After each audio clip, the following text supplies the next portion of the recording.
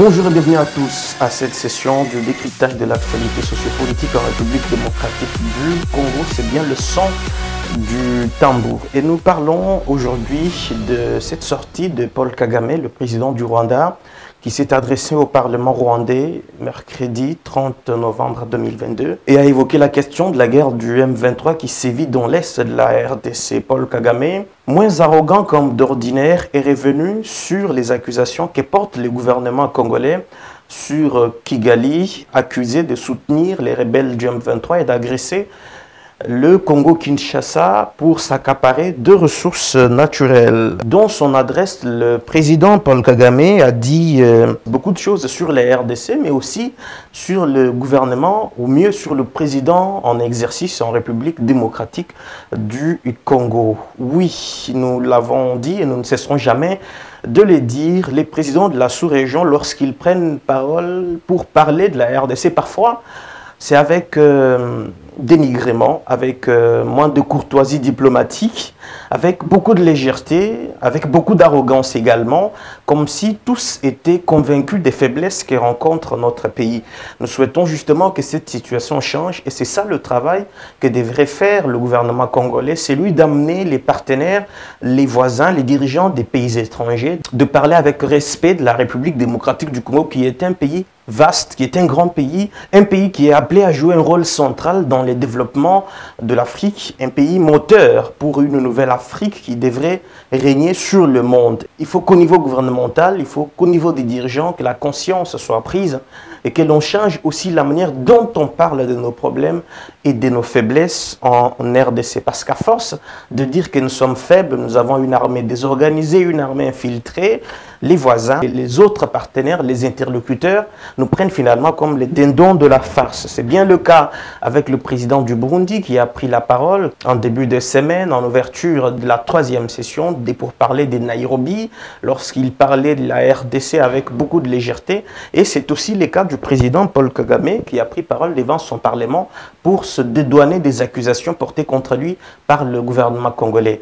Alors je vais rapidement revenir sur quelques mots de l'adresse du président Paul Kagame sur la RDC, la guerre du M23. J'aimerais parler particulièrement de l'aspect politique que Paul Kagame a évoqué dans son adresse, et c'est cela même qui fonde cette émission lorsque il évoque les élections de 2018 en parlant de contestations qui ont eu lieu et en affirmant que le président Félix Tshisekedi n'a pas été élu. La question que l'on devrait se poser en tant que Congolais, c'est que pourquoi, 4 ans après l'élection du président Félix Tshisekedi, Paul Kagame, qui était à l'époque président de l'Union africaine en exercice, décide finalement de parler de l'élection de 2018. Est-ce qu'il y a des raisons qui le poussent aujourd'hui, des raisons fondamentales, des raisons valables qui le poussent aujourd'hui à évoquer cette élection? Ne s'agit-il pas finalement d'une stratégie pour diviser les Congolais, sachant qu'ils sont sensibles aux querelles politiciennes afin de continuer de piller nos ressources naturelles? La réponse à cette question, et c'est directement l'hypothèse que nous posons, c'est oui, la stratégie de Paul Kagame est de diviser pour mieux piller. Lorsque le président Tshisekedi remporte l'élection de 2018, les résultats ont été, comme vous pouvez bien vous le rappeler, annoncés en janvier 2019 et a été investi quelques semaines plus tard. Le président Paul Kagame, alors président en exercice de l'Union africaine, avait souhaité que l'on attende, que l'on ne publie pas les résultats de cette élection. Ce que le président Kabila, qui était président à la tête du pays, à ce moment-là, avait refusé et que la CENI a respecté son calendrier en publiant les résultats de l'élection présidentielle. À l'époque, cela avait fait toller parce qu'on ne comprenait pas pourquoi un dirigeant étranger demandait qu'on puisse surseoir à la publication des résultats de l'élection présidentielle en RDC. Mais c'est un élément qui est vite passé parce que quelques mois après son entrée en fonction, nous avons remarqué une normalisation des relations entre la RDC et le Rwanda. Le président Tshisekedi a œuvré pour l'ouverture du pays qui, il faut le reconnaître, était renfermé sur lui-même après l'isolement diplomatique comme stratégie choisie par le président Kabila durant les 2 dernières années de son mandat. Le président Tshisekedi, lorsqu'il arrive, il décide d'ouvrir de rouvrir le Congo au monde, en commençant surtout par la région, en normalisant ses relations avec les dirigeants de la région, notamment avec Paul Kagame. Il l'a reconnu, Félix Tshisekedi récemment d'ailleurs, lors de son adresse à la nation, il a reconnu avoir donné des contrats au gouvernement rwandais pour un partenariat gagnant-gagnant dans l'exploitation de richesses dans l'est de la République démocratique du Congo.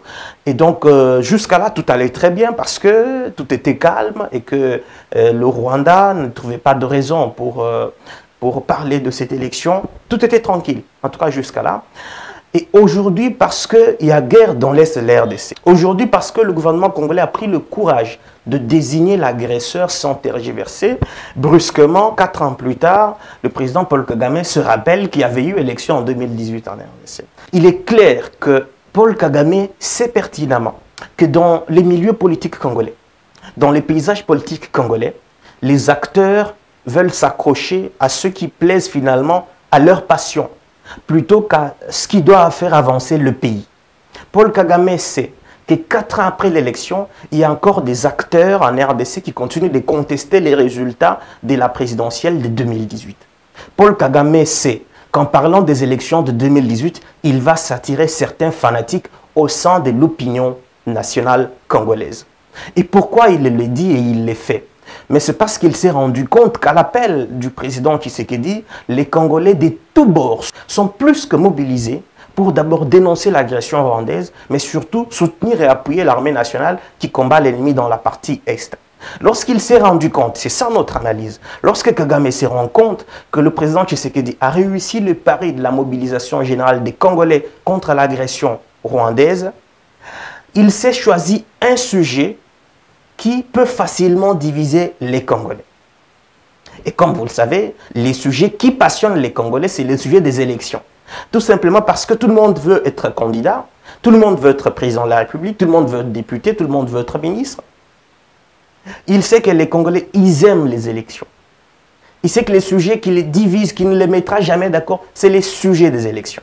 Voilà pourquoi il choisit ce moment pour ouvrir cette brèche et remettre dans les débats publics la question des élections de 2018. Et ainsi, pendant un moment, faire oublier l'agression rwandaise. Et malheureusement, certains Congolais, sans jugement, ont mordu à l'hameçon. Ils sont tombés dans le piège leur tendu par l'ennemi. Je voudrais que l'on convienne d'une chose. Le Rwanda, c'est l'ennemi. Si on est d'accord sur ces faits, on ne peut pas faire confiance aux propos d'un ennemi. C'est clair que tout ce que dit un ennemi, tous les gestes que pose un ennemi, c'est pour vous faire tomber dans son piège. Vous ne pouvez pas prétendre que votre ennemi déclaré est devenu votre ami parce que tout simplement, il a dit une phrase qui plaise à vos passions, à vos oreilles. C'est incompréhensible. Donc, il est incompréhensible que des Congolais puissent aujourd'hui, parce que Paul Kagame l'a dit, remettre ce débat dans l'opinion publique et appuyer Paul Kagame. C'est une distraction tout simplement. Qu'est-ce que cela change au fait? Lorsque Paul Kagame dit, nous savons tous que Félix Tshisekedi n'a pas gagné les élections de 2018. Qu'est-ce que cela change dans les faits? Rien. Parce que ceux qui ont contesté l'élection de 2018, ce qui est tout à fait normal dans une démocratie, on l'a vu récemment aux États-Unis, jusqu'à aujourd'hui, Donald Trump n'a jamais reconnu qu'il a perdu les dernières élections face à Joe Biden. Donc c'est tout à fait normal dans une démocratie que l'on conteste les résultats. C'est pour cela qu'il y a des instances qui sont habilitées à trancher les contentieux électoraux. Et donc 4 ans après, lorsque Kagame piège les Congolais en remettant dans les débats publics une question obsolète, complètement dépassée, celle de la contestation des élections de 2018, ce qu'il veut, c'est susciter des passions auprès d'une certaine catégorie des Congolais et distraire ces Congolais des vrais enjeux, des vraies questions qui devraient les intéresser. Quels sont les vrais enjeux? Ce sont les enjeux de la cohésion nationale, la défense de l'intégrité du territoire national, sauver le Congo, défendre le Congo jusqu'au sacrifice suprême. C'est ça l'enjeu majeur. Et Paul Kagame le sait. Et il a vu que le président Tshisekedi, au-delà de tous les différends qui l'opposent à certains acteurs politiques, a réussi sur la question de la guerre de l'Est à mobiliser les Congolais contre le Rwanda. En tout cas, on est tous d'accord que Martin Fayulu a dénoncé l'agression, Jean-Pierre Bemba a dénoncé l'agression, Moïse Katumbi, même s'il n'a pas clairement cité le Rwanda, il a lui aussi dénoncé l'agression. Tous les acteurs politiques majeurs congolais ont dénoncé l'agression. L'Église catholique va marcher ce dimanche pour dénoncer l'agression. Tout le peuple congolais marche presque tous les jours dans toutes les provinces pour dénoncer l'agression. Les jeunes sont mobilisés, ils s'enrôlent massivement au sein de l'armée pour aller défendre la patrie au front. Et donc cette mobilisation générale fait peur à l'ennemi. Alors pour diviser, pour mieux piller, moi je ne dis pas pour mieux régner, mais pour mieux piller, qu'est-ce que Kagame fait? Il va toucher la corde sensible.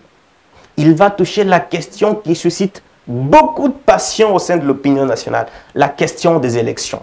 Et je dois dire que chez certains, il a réussi son pari.